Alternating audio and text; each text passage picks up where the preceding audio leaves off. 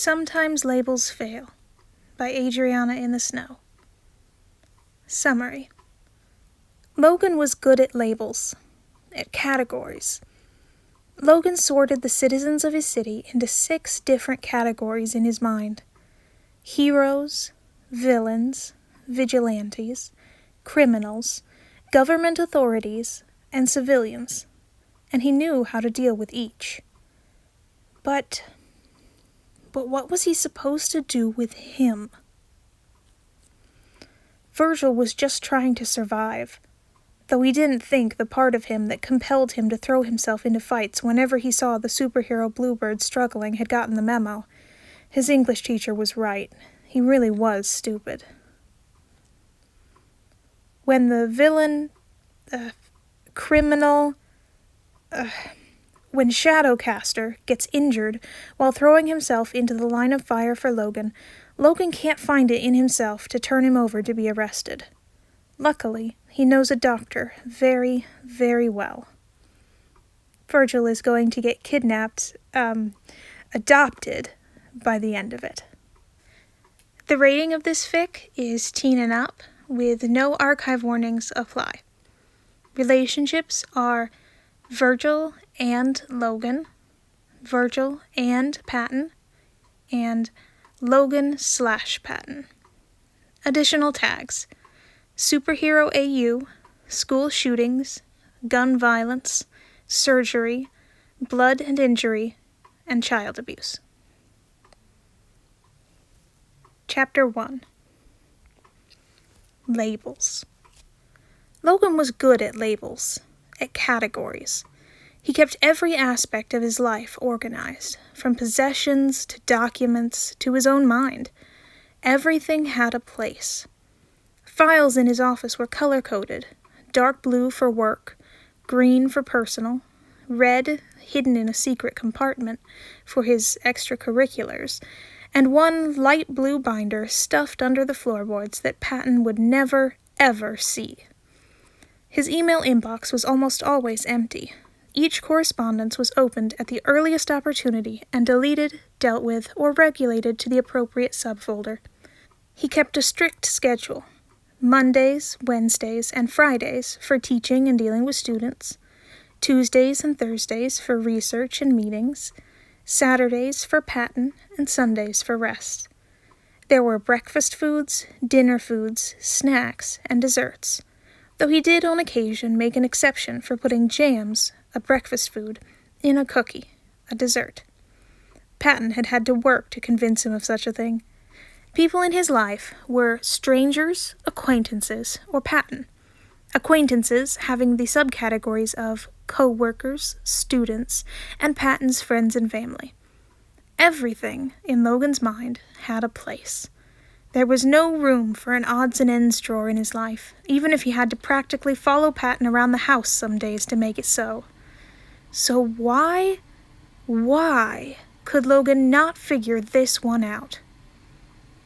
Logan sorted the citizens of his city, of the world in fact, into 6 different categories in his mind: heroes, villains, vigilantes, criminals, government authorities, and civilians, and knew how to deal with each. Logan himself was a hero, complete with telekinesis, public support, and a mask that hid his identity. Bludgeon, the man he'd just discarded, unconscious and tied on the ground, was a villain, with all of the pomp and dramatics that came with the name, even if he didn't seem to have any powers other than impressive technology and a remarkable accuracy with guns. Guns.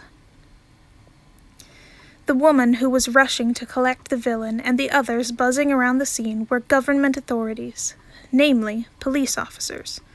The couple of teenagers that were currently being thwarted from taking advantage of the chaos to steal a television by said police officers were criminals, separated from villains as they had no long-term goals for societal upheaval or dramatics. They were simply opportunists.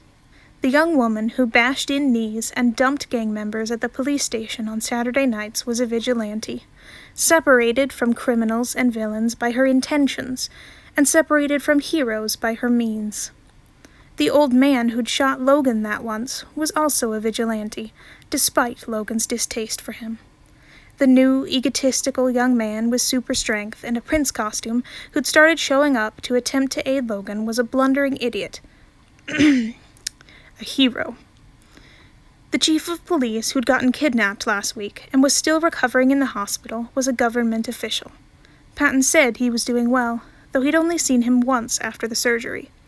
Patton himself was a civilian, though no less important or skilled in Logan's eyes. The child who'd been told to run on strangled breath less than 2 minutes ago was a civilian, too. It was easy for Logan to take one look at people and put them into boxes. But what on earth was he supposed to do with the figure bleeding out before him now? Shadowcaster. When the man had first become known to the public, cloaked in shadows and silent in the night, he'd been branded as a criminal, and an effective one at that. His activities often aligned with this classification, robbing stores, banks, and once a museum. As more of his crimes came to light, the media had started hedging towards calling him a villain, especially with his powers.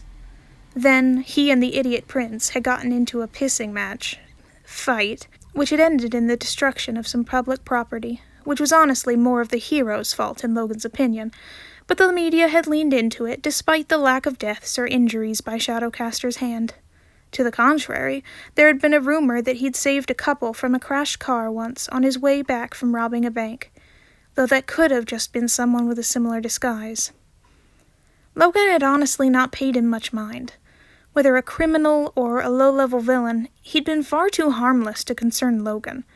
He had only a 1-page report in Logan's red files detailing his existence for quite some time. Then, the incident happened. An active shooter in a local high school. He'd killed every administrator in the front office before they could even send out an alert. The calls had started coming into 911 from panicked students' cell phones as the shooter worked his way meticulously through the school, spreading carnage and taking hostages. That was the first time Logan had ever come face-to-face with Shadowcaster. They hadn't questioned it, hadn't paused. Logan had been wrapped up in shadows, cool and not quite solid against his skin, hiding him from view and muffling his footsteps. Logan didn't think he'd have been able to sneak up on the shooter without them. Didn't know how many more bullets would have flown, how many more would be dead, how many more children would be dead. Even with the advantage, the shooter had managed to get off a few shots in the struggle, but he'd been blinded by shadows and only managed to graze 3 of the hostages.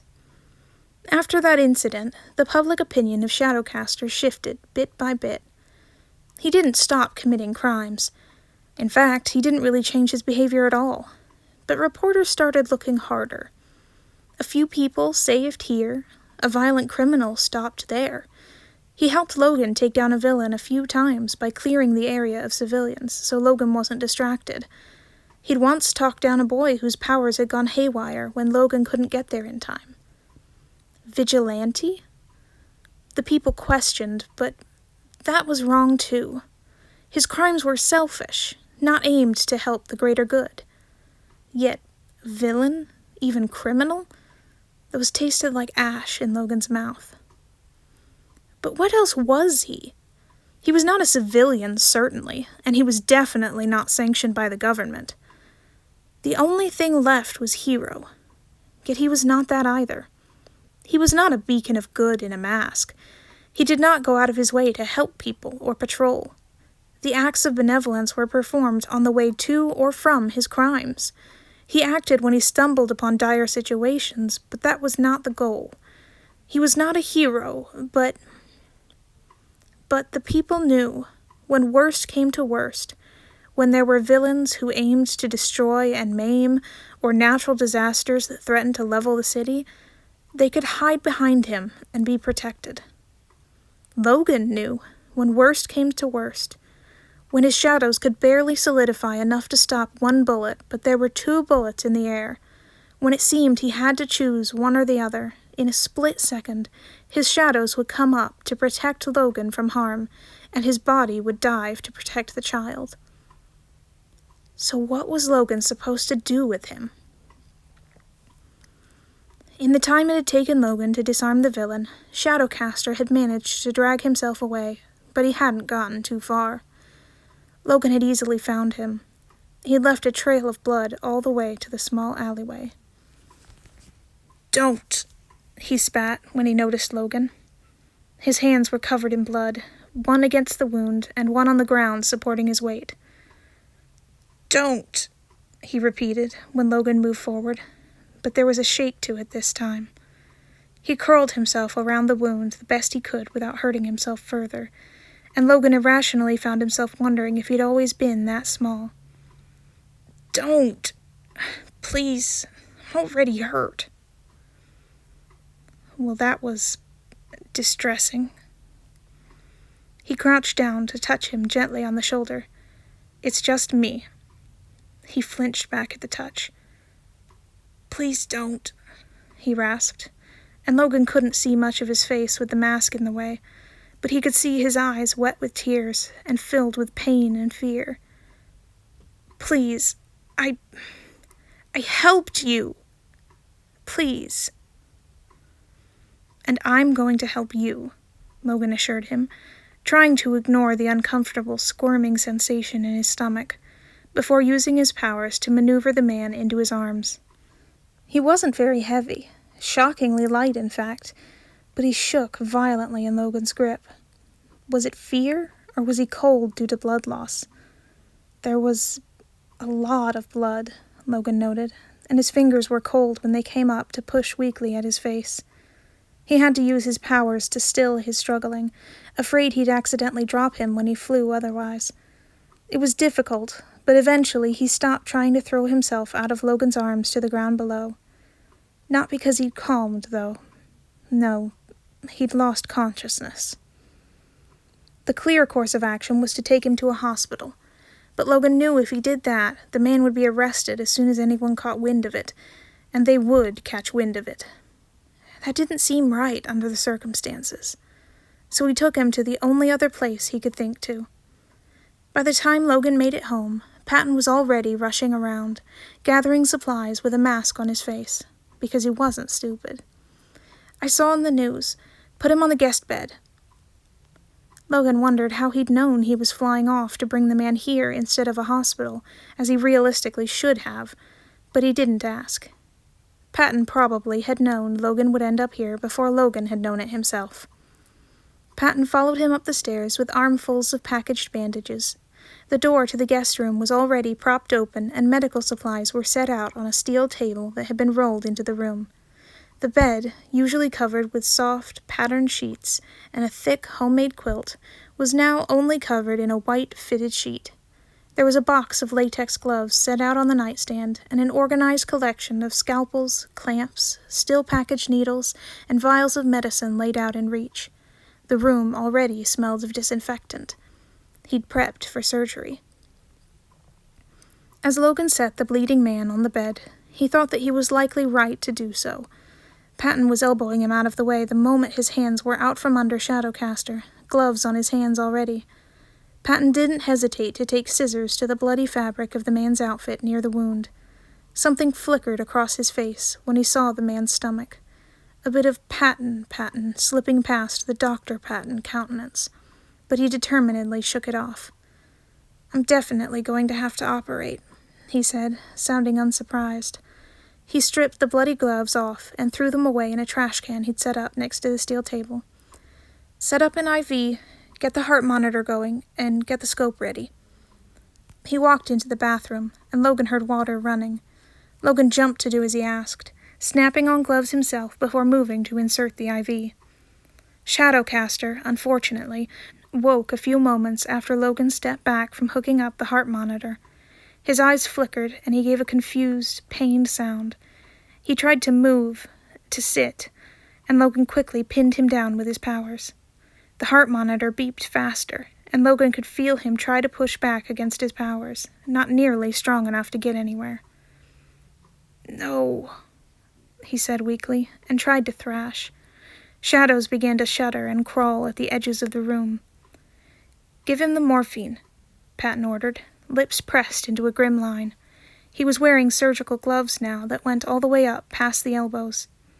The man on the bed was out of it, but he understood enough to struggle even harder at those words. Shadows lashed at Logan's ankles, drawing blood.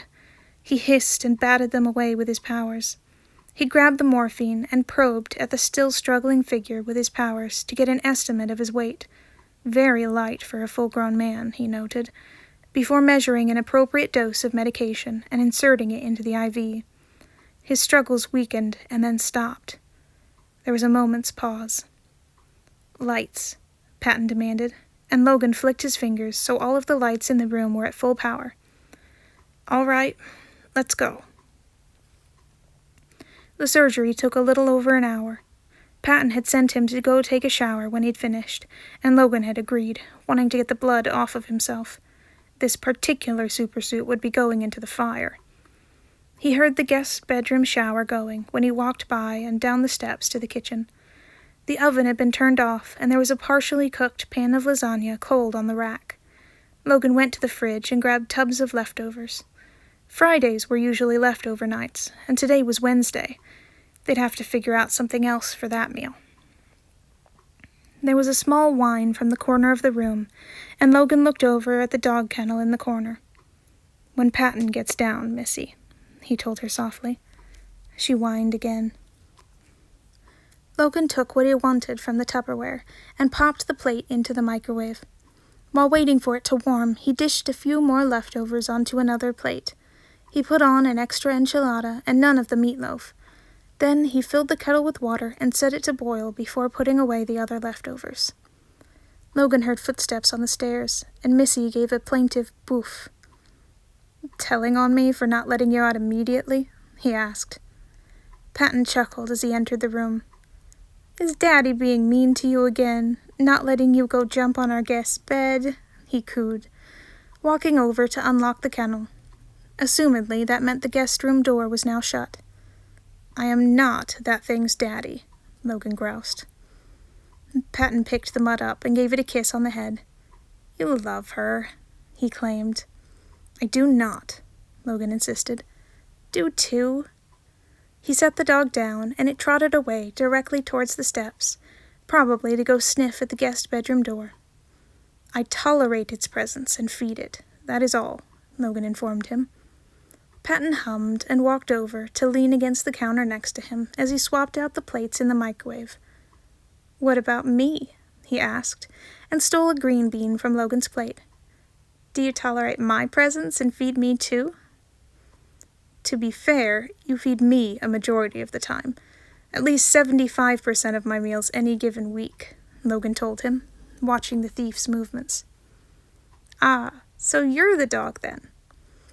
He popped the green bean in his mouth and immediately spit it out because it was too hot. Logan smirked. "That is what you get."